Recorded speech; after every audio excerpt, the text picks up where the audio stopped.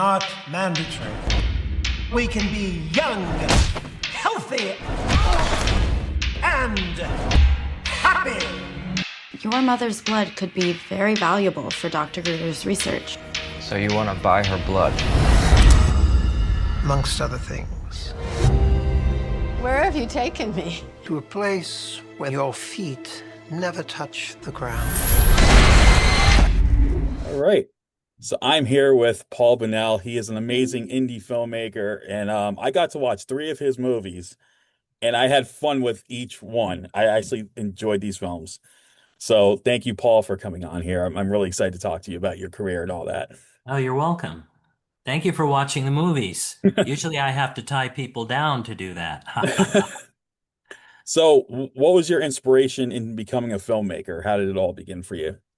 Well, I originally wanted to be an actor, and when I was growing up in Burbank, California, back in the 70s, I had an agent, and I did a lot of acting things. And on my 11th birthday, my mother gave me a Super 8 camera. My parents gave me a camera, and so it was silent. So I started making my own movies to act, and one thing led to another, and another, and another, and I became more interested in making the films as opposed to acting in them. And through my teenage years, I would usually be the main actor, usually doing comedy of some kind, slapstick or something, because I was always inspired by Charlie Chaplin and Harold Lloyd and Buster Keaton and those kind of people, back in Yeah. the old silent movies. But so yes, I was making movies, and then my agent one day noticed in the trade papers that I had won an award for one of my films, and she said to me, you should really choose, and focus on which one you want to do. Do you want to be an actor, or do you want to be a filmmaker? And I'm like, okay, maybe I want to be a filmmaker. Yeah. And so that's the route I went. That was around at the age of 19.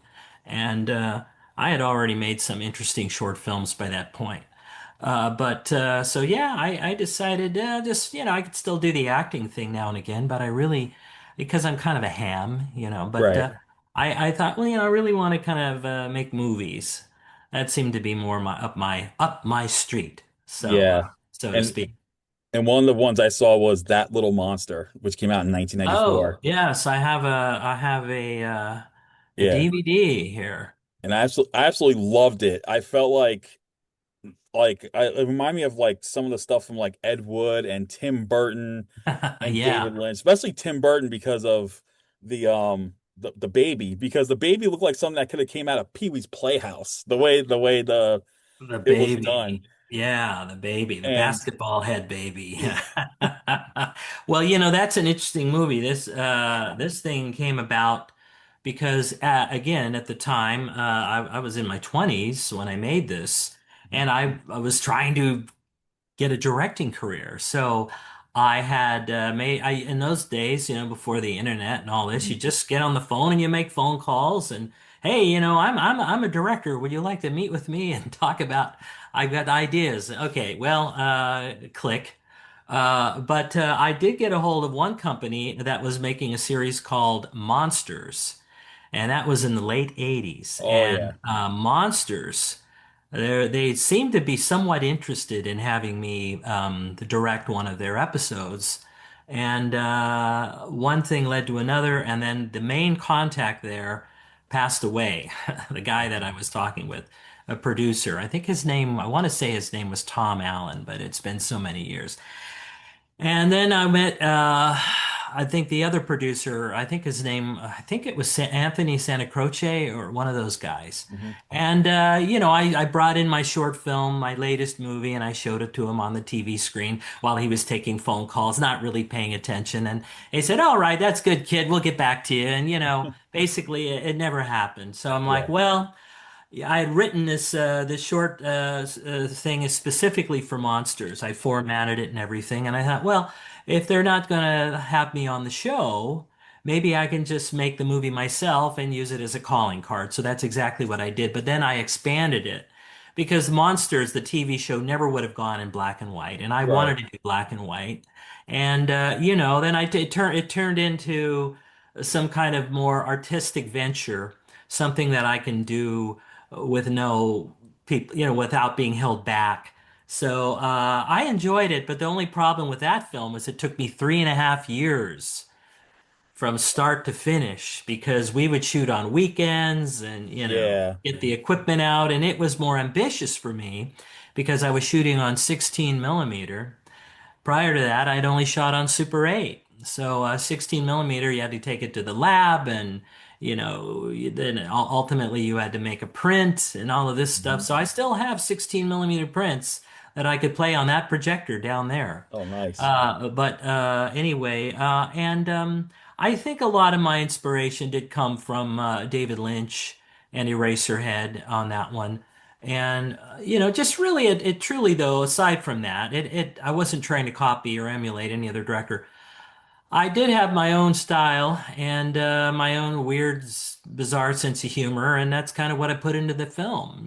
So Yeah. I think that little monster is a very personal film. It doesn't always succeed, but it's an experimental film of sorts, and I'm glad you enjoyed it. It's funny how people have been discovering it with these little clips, and I Exactly. see every now and again a post of it on Twitter or X or YouTube or something, and it's kind of fun to see that.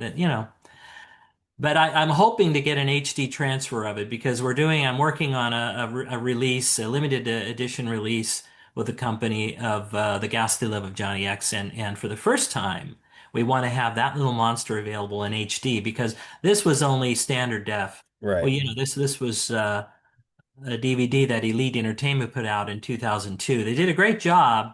And prior to this, I got a deal with a company called Sinister Cinema, and they put it out on VHS. Wow. So, they're floating around out there on eBay if you see them. Now, some of the VHS copies I made directly from the D2, the Digital 2 master, and on what Sinister Cinema did was they took a 3/4 inch tape that I had given them and they ran off copies that way. So the very few that are floating around out there that I did are in really nice quality. Sinister's okay too, but anyhow, so it's floating around out there, and that's the story on that little monster. Yep. Had a lot of fun, and I got to have Forey Ackerman, if you know who that is, Forrest Yes. J. Oh yeah, Ackerman, legend. That dude's legend. because I was trying to get, believe it or not, Vincent Price, and no, I'm sorry, not Vincent Price, my friend Angus Scrimm, Oh yeah, who the was the tall tall man. man in Yep. Phantasm. And Angus passed and he goes, well, you should really talk with Forey Ackerman. He's the poor man's Vincent Price. Yeah. And I'm like, oh, okay, the poor man's Vincent Price. So anyway, I certainly knew who Forey Ackerman was because, I collected the famous monsters since I was 12. And it was a thrill, really, to have him in the movie. And that's how that all came about. And my extra special thrill was having a cameo at the end of the film by the late, great Bob Hope. Oh yeah, that What is was Bob Hope doing in this film? Well, that's what I I and speaking of that's that, another story, how yeah, I got him in that. and But and speaking being of a yeah, and speaking of what are they doing in this movie? When I saw the Ghastly Love of Johnny X, the first thing was like, what is Kevin McCarthy doing in this movie? Like, yeah, Kevin McCarthy. Well, I always try to have an old classic Hollywood actor in one of my films because I am a big fan of old movies. I love the silent films and pre-code films in the 30s and 40s and 50s and 60s, all decades really. But, to have someone like Kevin McCarthy, and I had run into him at a film festival in Hollywood. And I said, Mr. McCarthy, are you still acting? Yes. I'm making a movie. Send me the script, And anyway, it kind of went from there. And we went back and forth. First he said no. Then he said yes. Then he said no. And then he said yes, finally. I was very convincing, I guess. And he was 90 years old when he did that. wow. He told me it was the most difficult thing he'd ever done because he had to stand all day behind a podium. I mean, he would sit between takes, but he was standing, and he was elderly, but he was pretty robust. I mean, he was in good shape, and I loved Kevin and we became friends. And yeah, it was sad when he passed away, but he lived a good long life He did. until the age of 96. And yeah, a wonderful guy. I'd go to his house sometimes and I'd just kind of chat with him and show him clips of the movie and how it was coming along. Yeah. And this movie also had a great cast. I mean, you had Will Keenan from Mm. Romeo and Juliet, which is Yeah, Will Keenan. one of my favorite trauma movies. Jed Rowan, who I can't say enough about because he's now making waves as of late. This guy is I like, don't know. I have no. Who is Jed Rowan again? yeah, I wonder. Ow. Anyway, Jed and I are actually very good friends, and I'm just teasing him in case he's watching this. Jed, I love you, man. He's a great actor. He is. And he's to me what Reggie Bannister is to Don Coscarelli films. Yeah. I think I'm always going to have Jed in one of my movies. And well, so far he's been in two of my films. That's because it took me years to make them, but yeah, Jed's a great guy. We go on walks once a week, and yeah, I love hearing what he's up to. Yeah, and it's thanks to him that you and I are actually conversing because he's the one who came to me. He's like, I got this director friend. You Oh, should yes. definitely want to reach out. Definitely do an interview with him. He makes some really cool movies. And I was like, Mhm. thank you. I was like, I'm so excited to be talking to you, especially after seeing these movies. And like these were so amazing.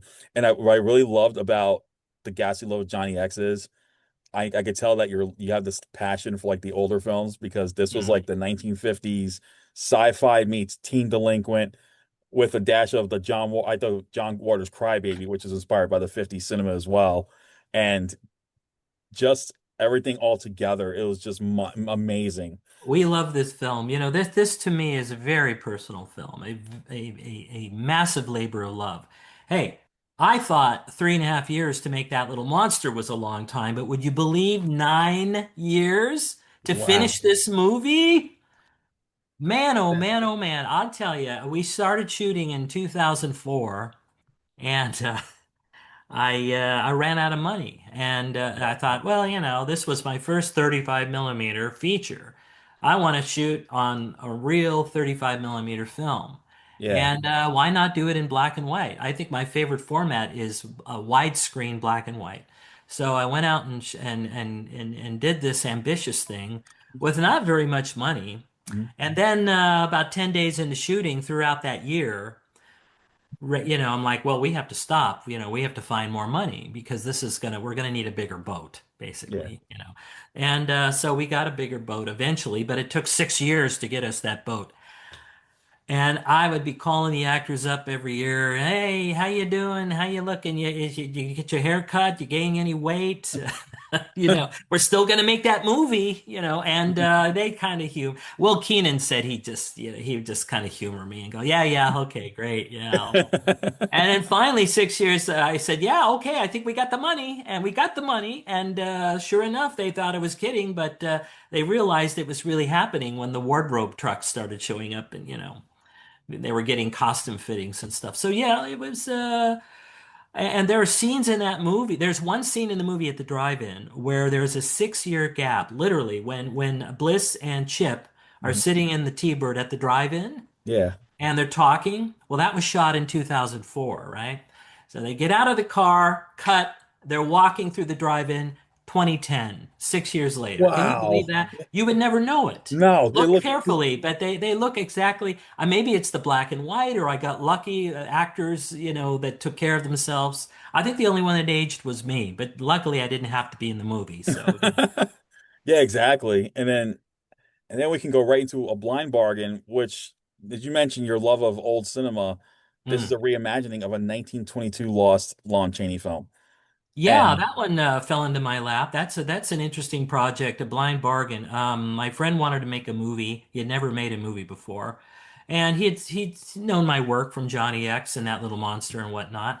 And I was kind of watching him and another guy. I was just kind of sitting back, almost chuckling to myself. These guys are going to try and make a movie. This should be interesting to see what they do because they were going to shoot it like on Super 8, and I mean they wanted to shoot it on film, but it was a very at that time minuscule yeah. micro budget type thing.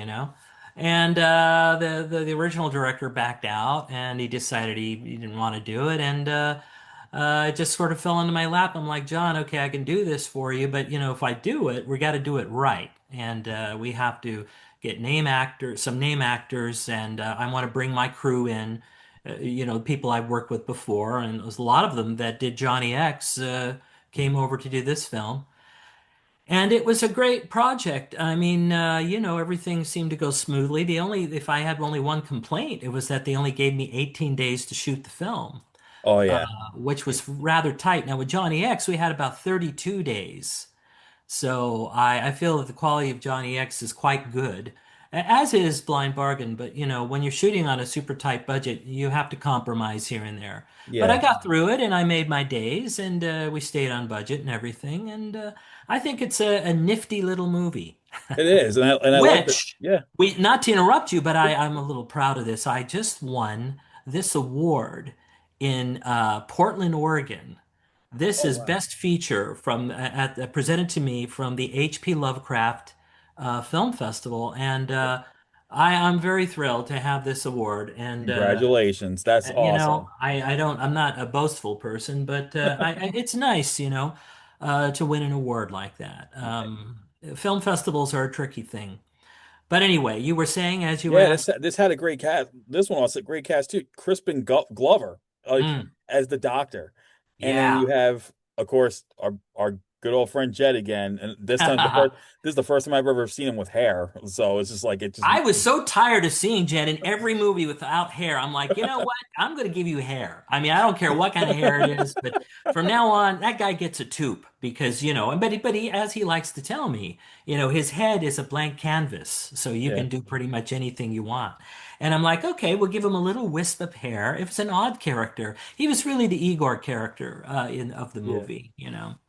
But yeah, Jed was great, and he told me after we did his monologue and he took me aside and said, that was the best I've been directed by a lot of directors, but that was the best experience I ever had working with a director. You really helped me find the scene, this scene and everything. And I work with him on it, because I wanted it to be right, and I didn't want it to seem cartoonish or anything. It has just the right touch of humor and pathos and everything. I'm very proud of what he did in that Yeah, scene. and compared to like what the original was supposed to be like a horror classic. This one wasn't so much the horror. It had the horror nuances, but I don't see Yes. it completely as a horror movie. It's like far Yeah. from that.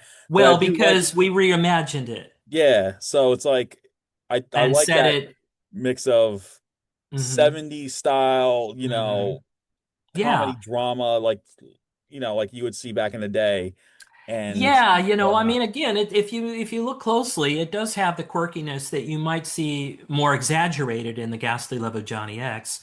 I just can't help myself, I mean, even that little monster has comedy in it, but not the haha comedy slapstick. I mean, my scenes are I take them very seriously, and I'm very focused on the actors doing their parts, seriously and with all, conviction and and not playing it for laughs or humor. So if they believe in what they're doing, then if there's something funny, it just kind of happens on its own. And there were a number of funny lines in A Blind Bargain that the characters say. As a matter of fact, Crispin Glover told me that the reason why he chose to do the movie with a mid-Atlantic accent, which is what you call Yeah, it, it's not British, but it's sort of like this yeah, thing that is kind of semi-fake accent that Americans would do mid-Atlantic, to try to pretend like they're, the wealthy upper crust. yeah. He said was because there was the line in the script where we have him saying peace, and he goes, he thought that would be funny to have the character say peace, the way he does. But yeah, there's a lot of fun lines in that movie, and again, I couldn't help myself. We had a number of drafts on the script, and the earlier drafts were contemporary and ones that I weren't involved with, and they took place in modern day, and they were more crime, neo-noir type, crime thriller type things, and Yeah. I wanted to veer away from that and do something a little more abstract and different. I knew I wasn't making a full-blown horror film, but it is a fantasy with horror elements in there. But if you're expecting to see, one of these uh, substance type movies, Yeah, well, no, it's you're not. definitely not It's gonna not. see that. No, but Yeah. what I do like was I'm glad that you veered away from the modern day crime thing that was one of the straps Mm. because I feel like that would clash with your style of your passion for the older cinema, Yeah, I and I tend to think it fit works well in better. that. Yeah, I think it worked better the way it turned out with its 70s set and in post-Vietnam War and Hmm. bringing Yeah. that element into it. I think it worked a lot better how it came out.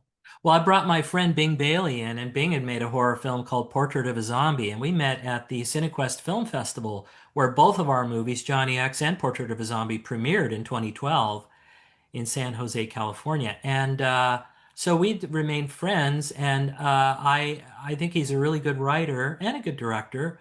And I brought him in to take a shot. I said, Bing, we need to rework this.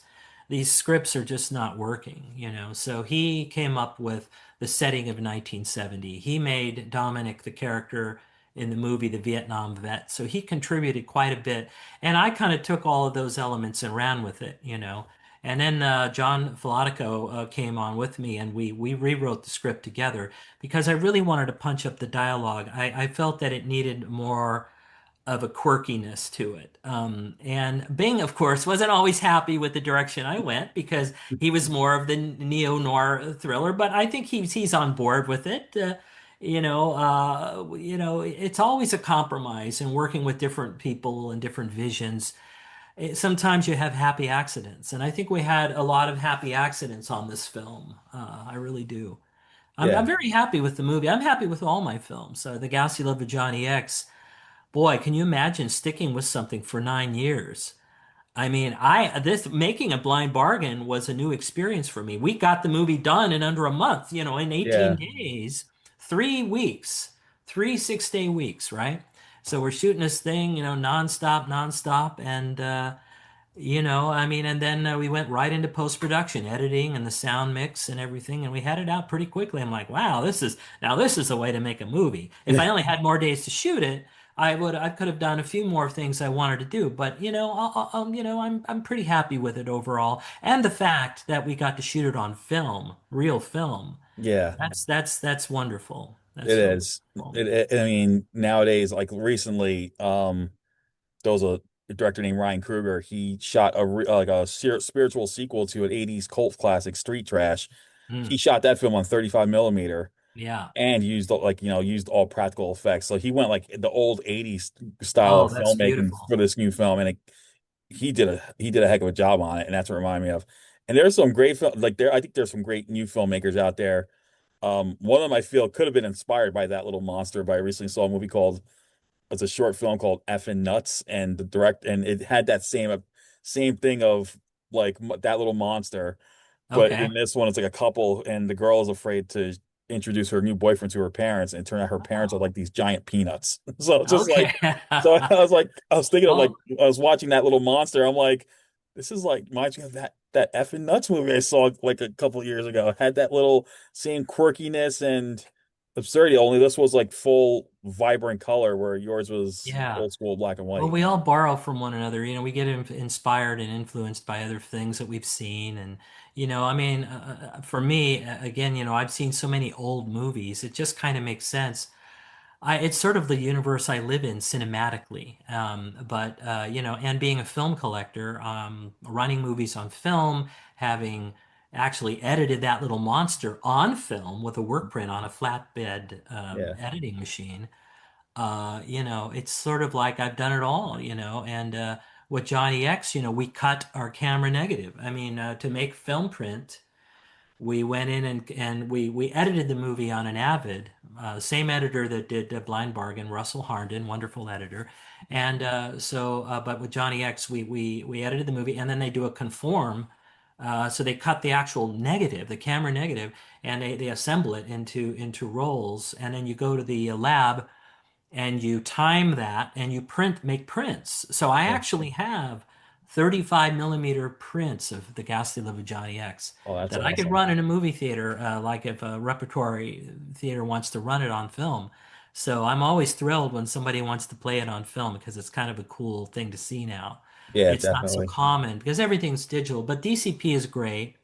With a Blind Bargain, we shot on Super 16, which is a smaller gauge than 35, but we wanted to give it, I felt it needed to look more like a TV movie. Not that I was trying to give it a TV movie quality, the old TV movies, like from the 70s, but I wanted it to seem like it could have been more like a night gallery. I mean, although those were shot on 35 millimeter back in the day, but I still wanted to give the perception that you were watching an older film shot on on film, That's like awesome. on a TV show. So yeah, I think the Night Gallery. I kept trying to think to myself, what am I basing? What is my angle here? And I'm like, okay, Rod Serling's Night Gallery, if you're familiar with that show, Yeah, came out around the same time the movie takes place, 1970. It was on the air. And they did all kinds of different stories, supernatural and some horror, thriller, fantasy. And so, yeah, this would fall under the category of that. And I'd always wished that I could have been around directing a night gallery. I was around, but I was too young and not making movies. Steven Spielberg directed two night gallery episodes, as a matter of fact. yeah, One episode segment in the pilot, and then he did another episode later. So a lot of people, yeah, a lot of people worked on that show. My all-time favorite is The Twilight Zone, which is yeah, something that I always tried to make my short films into Twilight Zone type stories, which that little monster has that twist at the end, and it was really just an expanded Twilight Zone type story if you think about it. yeah. Well, that's amazing. And these three films, are awesome. I absolutely love them, and I hope that it does get bigger audiences. Like, a lot more people, I think, should appreciate this type of cinema nowadays, and I hope they will get to see it. Yeah, thank you. I hope so too. And I'm glad you enjoyed all of those films, and it means a lot that you watched them. And with my latest movie, A Blind Bargain, we're now currently wrapping up our film festival. We have a few more that we're waiting to see if we're getting into, but we're also simultaneously working on distribution. So the plan is, best case scenario is to do a small art house release of A Yeah, Blind Bargain, because to see that film theatrically on the big screen with the way I design the sound, it is a world of difference with a 7.1 or a 5.1 soundtrack. And the score is wonderful by Ego Plum, who also did The Ghastly Love of Johnny X. And he's done more recent things like Cupheads, and he works on SpongeBob SquarePants. Is that? yeah, Yeah, that yeah. thing. But anyhow, yeah, I love you. Great friend, good friend of mine. And so yeah, I hope you guys can see A Blind Bargain. So be looking for it probably sometime next year. It'll be out in the theaters. Right now, as we record this, Crispin Glover just completed a movie that took him over 10 years to make, that he shot on 35 millimeter, and he has invited me to come and see it. So I'm looking forward to that in Santa Monica soon. And then who else? Well, yeah, everybody seems like everybody's doing so. And Crispin also has another movie out in theaters called Mr. K. So he's been kind of busy doing a lot of projects. So I'm so pleased that he did our film, and he did a great job in the movie. He hasn't seen the movie yet. Maybe that's why we're still talking. I don't Yeah. know, but I think he'll like it. The choices I made were choices that I felt were the right ones. But you never know. He's a great guy either way. A wonderful artist, an actor, and a brilliant filmmaker. So I'm looking forward to seeing what he's got coming up. Well, that's awesome. And Paul, it's been an absolute honor to talk to you. Thank And you, I hope thank The you. Blind Bargain does get a release, whether theatrically or, especially. And, I hope you continue your success. And it's like, once again, I got to thank Jed Rowan for this, and it's been a pleasure. And I can't thank you enough. Thank you. If I may add, Yep. lastly, if you guys want to see the movie, I know YouTube has that little, I'm sorry, not that little monster, but The Ghastly Love of Johnny X. Creature Features did it, and Cinema Insomnia did it. They put it out on this little Blu-ray thing, which was kind of cool. It's a two-disc set, and I actually have both of these movies on my eBay page. I see a lot of eBay listings, but I have mine really lowly price, a low price. and I sign them, and you get them directly from the director, the There you filmmaker. go. So don't pay 30, 40 bucks for one of those. You get them from me. So if you're looking for the Ghastly Love of Johnny X and a blind bargain coming soon. Thank you, Albert. It's been wonderful chatting with you. Thank you, and we'll definitely keep in touch. I can't wait to hear the latest news about the blind bargain, and thank you again. Okay. Thumbs up. Stay awesome. All right.